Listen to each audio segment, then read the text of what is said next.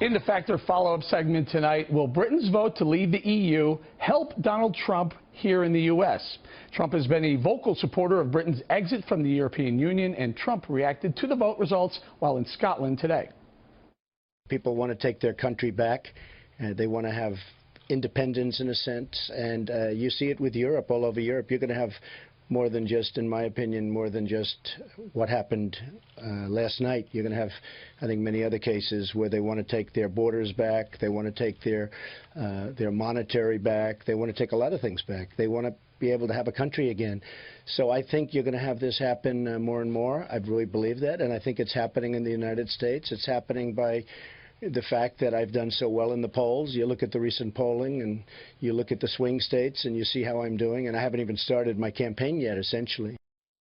Joining us now with your reaction, former presidential candidate Dr. Ben Carson, who's also a Trump supporter. Dr. Carson, I woke up this morning, I saw Donald Trump in Scotland. I understand it was planned, but was it planned because he knew this vote was coming down this day and was hoping for some sort of vindication of something he predicted? I think it was just a coincidence. But, you know, what's really interesting is, you know, the pundits and the polls all predicted a very different result.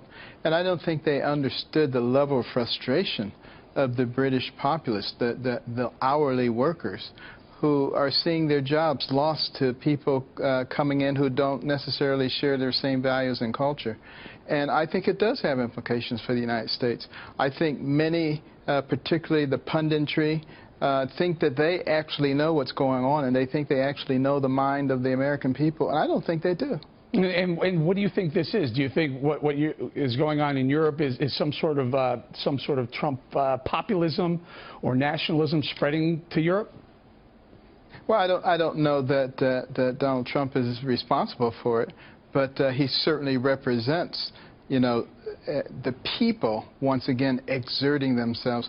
You know, it's the very same thing that Thomas Jefferson said was going to happen. He said we would begin to lose our country because people were being non-vigilant. The government would grow, expand, infiltrate, and dominate. But before we turned into something else, the people would awaken, recognize what was going on, rise up, and regain control. I believe that's what Trumpism is. And the donor class and some of the pundits said he shouldn't be going to Scotland today on this trip, but he pushed back. Why?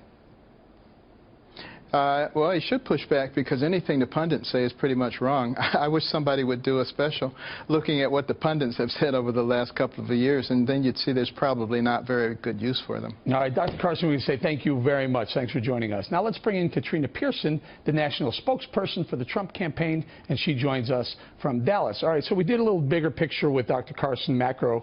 Let's go a little micro inside now. How does Donald Trump use this vote to his advantage in the election in 2016? Well, you know, Eric, I mean, it's pretty interesting what has happened today, simply because, you know, only the people that are shocked are those who've created mass wealth on globalism with complete disregard for the workers. And you can only ask the working class to foot the bill to their own detriment for so long. They've rejected it in Britain. Here we have our own situation going on with median household incomes that have been flat.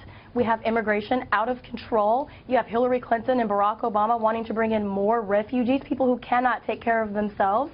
And we have an elitism in this country who now wants to give Americans benefits to the illegals who are in this country. And so this is Donald Trump's message. It is Americans and our families first. But very carefully, Katrina, he has to be careful not to take too big of a victory lap, because we saw big, massive volatility in the stock market. We saw the British pound get really, really hammered today. It's not like a 30-year low. It hasn't been this low in 30 years. So, you know, celebrating I was right on the heels of a lot of people losing money in their 401ks is a tricky dance there.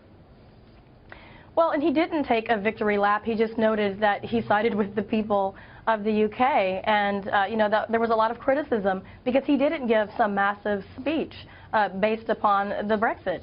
And that is because his main concern for being in Scotland was to be there to support his family. And he's going to come home and continue to campaign because it is very important that we do get back to the basics in this country. We don't want to be a country whose entire economy revolves around what some other country or what other unions are doing across the globe.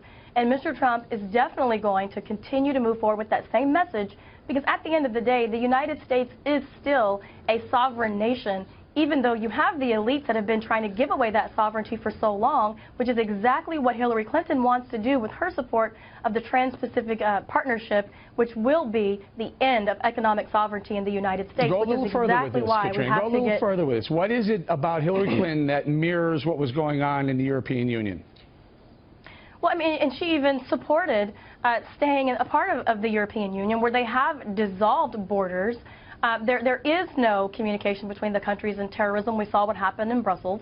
This is something that Hillary Clinton is a part of, and you can look at the Clinton Foundation. These people have created mass wealth for themselves on the backs of the working class, and the Trans-Pacific Partnership is going to overhaul all of the U.S. economy, whether it comes from wages. Fair enough. Let me ask you this, though. I know the Trans-Pacific Partnership, and Donald Trump's been against that. Is he also in favor of breaking up NAFTA? I don't have a lot of time, but in North America, would he be interested in seeing Mexico, Canada, and the United States independent of each other completely?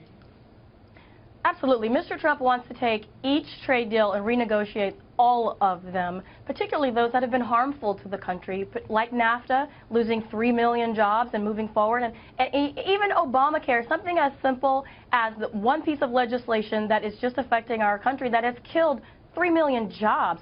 Mr. Trump wants to get in office and renegotiate every horrible thing that the elites have done to this country. Katrina, thank you very much.